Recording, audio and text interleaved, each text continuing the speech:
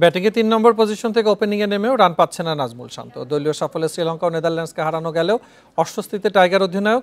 Group পর্বে নিজেদের শেষ ম্যাচে নেপালের মুখোমুখি হবে বাংলাদেশ। তুলনামূলক সহজ প্রতিপক্ষ হওয়ায় রানে ফেরার সুবর্ণ সুযোগ শান্তর।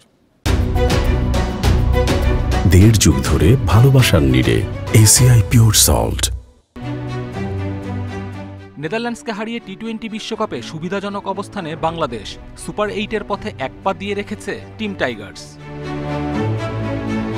দলগত পারফরমেন্সে এসেছে 2 জয়, বিপরীতে ধারাবাহিক ব্যর্থ টাইগার টপ অর্ডার।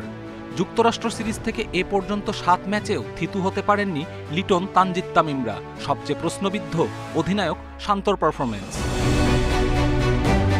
ভারতের বিপক্ষে ওয়ার্ম আপ সহ সবশেষ 6 ম্যাচে করেন 61 রান। বিশ্বকাপে 3 ম্যাচে করেছেন 22।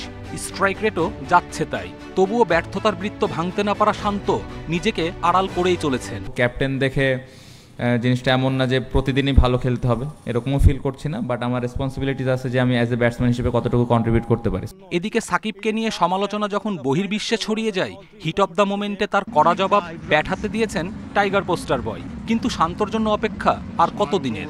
রান করতে হবে ব্যাটসম্যান হিসেবে, বাড়তি কোনো চাপ আমি ফিল করছি না। যদি স্টার্ট পাই অবশ্যই টিমের জন্য ভালো কিছু করার চেষ্টা করব।